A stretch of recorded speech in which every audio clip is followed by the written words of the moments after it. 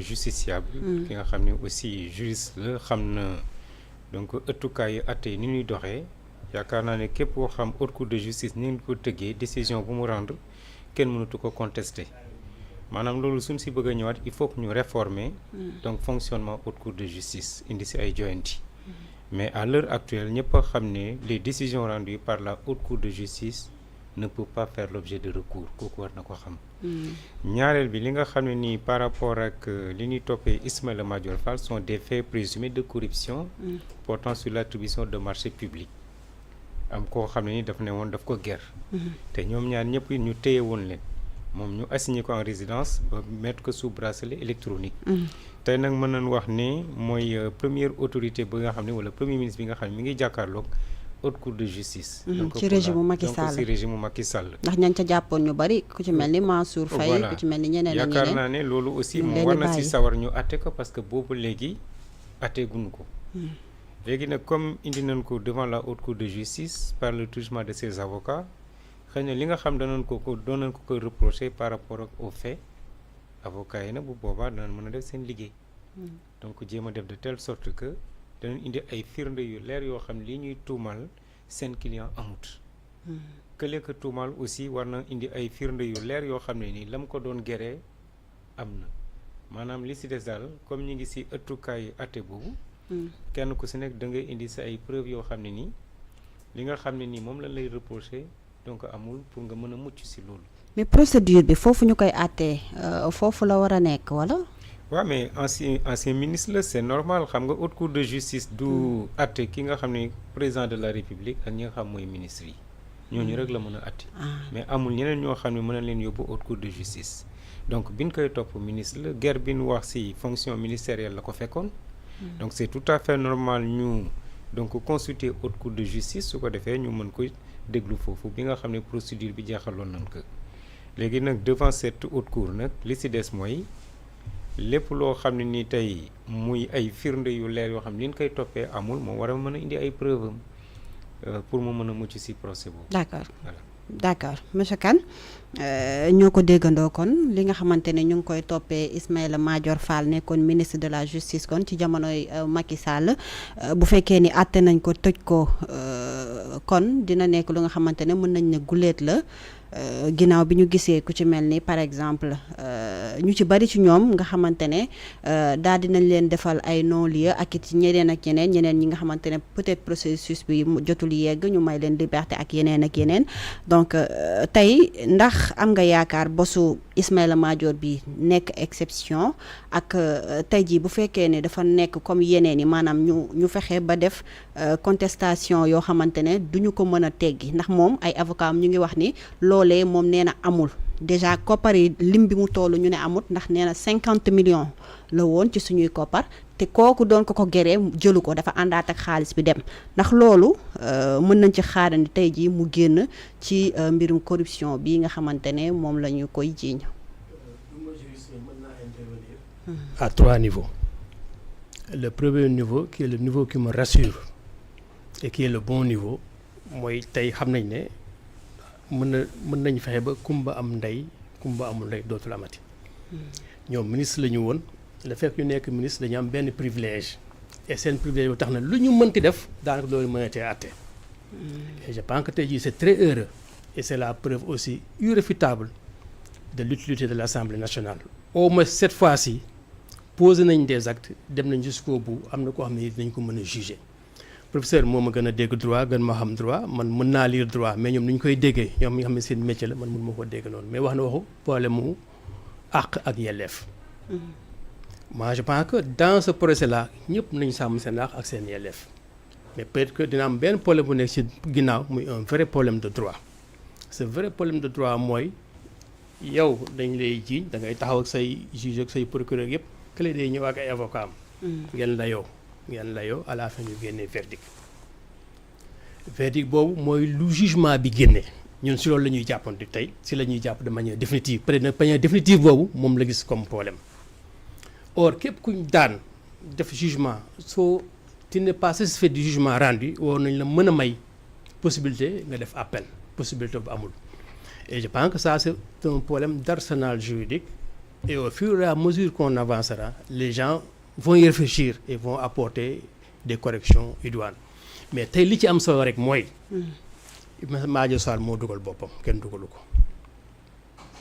moo toog émission mooy mën a Ndour Faye. mu ne waa ji wax turam wax li mu def wax jour bi ne jox na ma 250 millions ma jël ko denc ko moom moo ko wax ci émission télé la ko waxee. bu ma joxee 250 millions man maa woowaat xaw ma kan devant témoin une semaine après woo ñëpp daal ko koy delloo.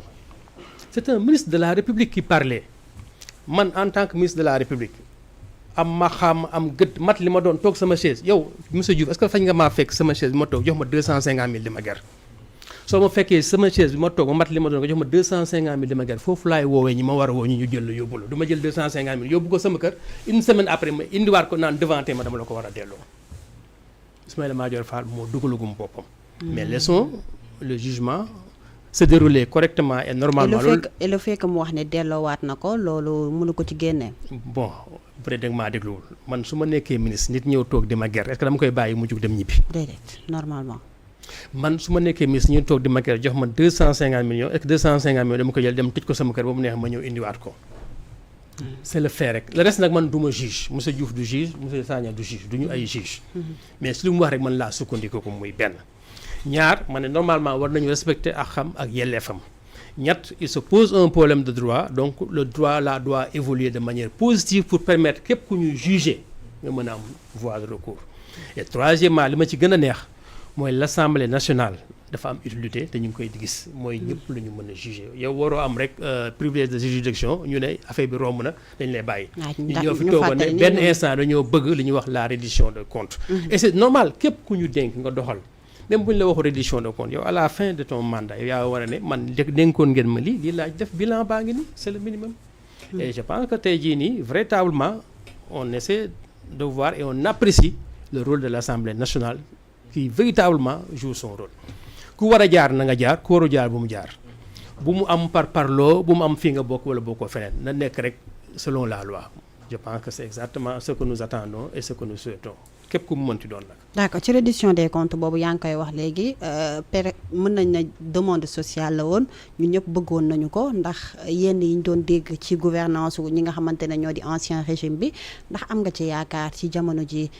bu ñu seetloo li nekk ci ginnaaw liñ ci jot a gisagum yëpp ñi ñu ci jàppoon ñenn ñi comme ni ma ko waxee sànq am non-lieu ñeneen ñi ñu ngi leen may liberté provisoire bu nga xamante ne peut-être ñu dañu jàpp ne dossier bi fu mu toll nii mën nañ ko sax fàtte donc est-ce que foog nga ni bii dina nekk exception bi.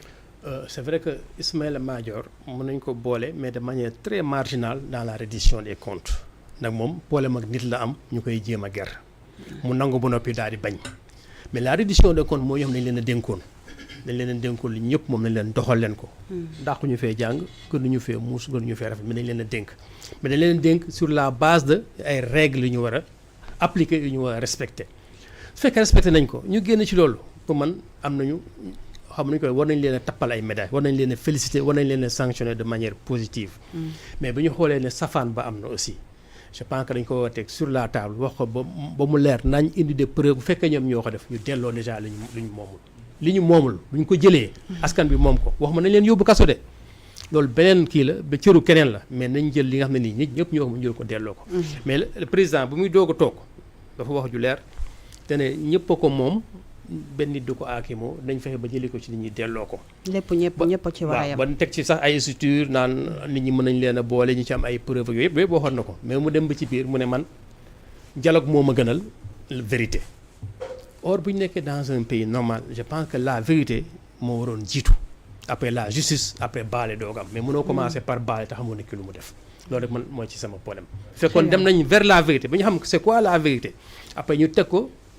entre les mains de la justice ba justice décider baale buy am doogam mais l'essentiel lu ñu mën a nangu loo xam ne nii moomoo ko ñu nangu ko delloo ko ci luy doxal réew mi. très bien oui suggestion. par rapport ak cas Ismaïla Madior bi xam nga y a une corruption maanaam moom bi ñu ko joxee y a un temps boo xam ni toog na ko avant moo koy delloo alors que la logique voudrait que comme ni mu ko waxee ministre de la justice kenn bu ñëw di bëgg a def benn tentative de corruption yow wooteel ñu téye ko loolu rek mooy kii bi ça veut dire que man pour man dama considérer que l'infraction est consommée du donc moment le mu délit jël est ko consommé dem du denc moment ko. yow accepté nga jël nga donc te xam nga ne xaalisu guerre la après quel temps nga delloo ko rek day daal di yéeme. D'accord. mais loolu lépp aussi yaakaar naa ne il faut ñu am ay preuves parce que mënuñu baser sur des allégations maanaam loolu wax la rek. ah mais donc kan moo def allégation. waaw non kan dama moo ko def ki ko waaw def loolu laa dama preuve ne aveu preuve dama ne devant la haute cour de justice am na yu si bëri yoo xam nga corruption aussi il faut preuve bi ñu indique. c'est très important def na aveu mais c'est ça c'est un aveu extrajudiciaire. et l'aveu extrajudiciaire ne lit pas le juge. xëy na moom bu ñu devant la barre def un aveu ñu mën a wax parce que c'est la reine des preuves. mais li nu mën a jàpp mooy li mu wax bu nu ñëwee tey preuve yëpp dina génn maanaam moom bu jàppee ne corruption amul donc dina war a mën a indi firnde yi. ñaareel bi ñu koy toppee mooy attribution de marché